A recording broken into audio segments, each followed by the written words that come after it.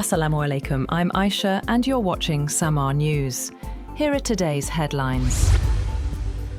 Iran says it will only accept what it calls a fair and comprehensive agreement in ongoing negotiations with the United States. Foreign Minister Abbas Araghchi stated that Tehran remains committed to protecting its legitimate rights and interests during the talks. The remarks come as Washington signals progress in diplomatic efforts to resolve the conflict.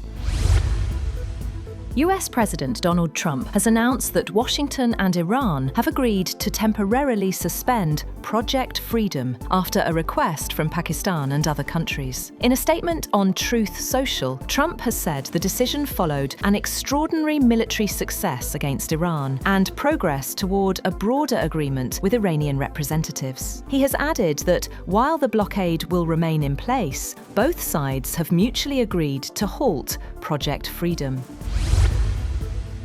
Prime Minister Shehbaz Sharif has thanked US President Donald Trump for announcing a pause in the Strait of Hormuz operation. In a statement, Sharif praised what he called Trump's timely decision, saying it reflects constructive leadership during a sensitive period. He also acknowledged the role of regional partners, including Saudi Arabia, in supporting de-escalation efforts, and reaffirmed Pakistan's commitment to dialogue and peaceful resolution.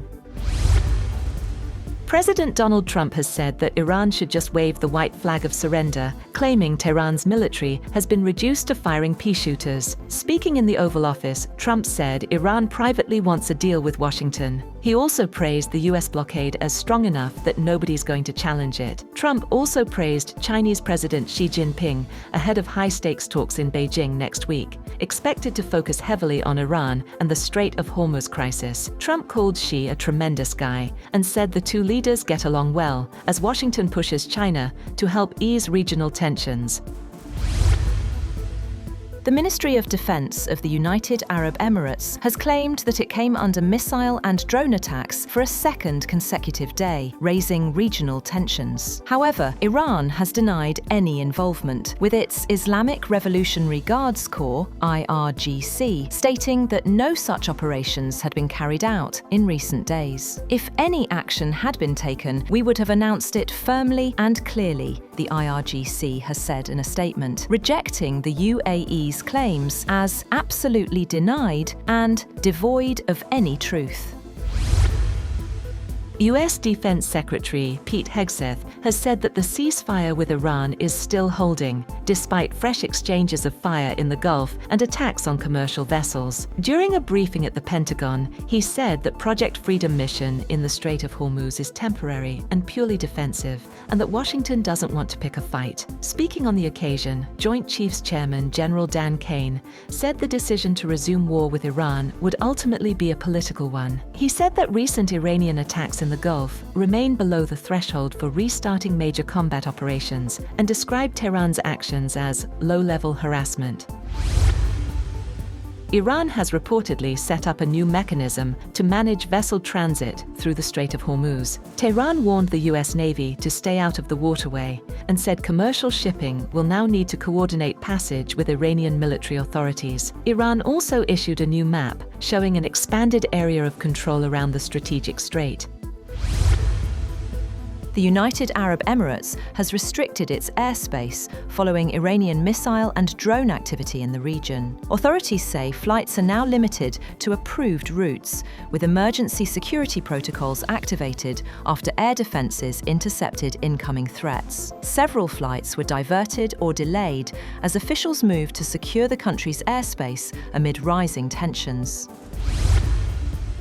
Iran's Foreign Minister Abbas Araghchi has held talks with his Chinese counterpart Wang Yi in Beijing on Wednesday, amid rising tensions with the United States in the Strait of Hormuz. The visit comes a week before US President Donald Trump is scheduled to travel to Beijing for a summit with Chinese President Xi Jinping on May 14th to 15th. The Saudi Arabia's Ministry of Foreign Affairs has expressed deep concern over rising regional tensions, urging all parties to de-escalate, avoid confrontation, and exercise restraint. In a statement, the ministry has said it fully supports Pakistan's mediation and diplomatic efforts to reach a political solution, warning that the current situation threatens regional stability and broader global security. Chief of Defence Forces Field Marshal Asim Munir has said that Pakistan stands united like a bunyanum marsus against all internal and external threats. Chairing the Corps Commanders Conference, the Field Marshal reaffirmed the military's commitment to counter-terror operations and rejected Afghan allegations against Pakistan. The military's top brass also stressed restraint and stability across the region. Russian drone and missile attacks have killed at least 27 people across Ukraine, just days before a planned unilateral ceasefire by Russia is set to take effect. Ukrainian authorities have reported that Russian glide bombs struck the southeastern region of Zaporizhia on Tuesday, killing at least 12 people after hitting a car repair shop and residential buildings. Spain has granted permission for a luxury cruise ship affected by a deadly hantavirus outbreak to sail to the Canary Islands after being anchored off Cape Verde. The Spain's health ministry has said the decision followed guidance from the World Health Organization, which determined that Cape Verde lacked the capacity to receive the 147 crew members and passengers aboard the MV Hondius. Iran's Football Federation chief, Mehdi Taj, says guarantees are needed before the national team travels to the United States for the upcoming World Cup. He stated that FIFA must ensure respect for Iran's institutions, including the IRGC, during the visit. The remarks follow an incident in which an Iranian delegation was turned back at the Canadian border, citing alleged disrespect by immigration officials.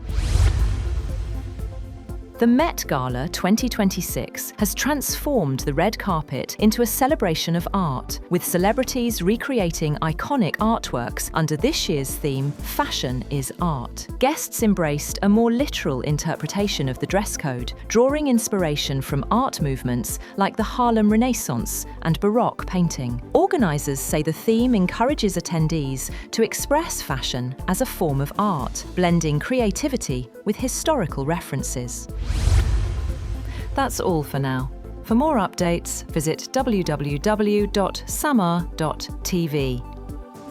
Thank you for watching Samaa News.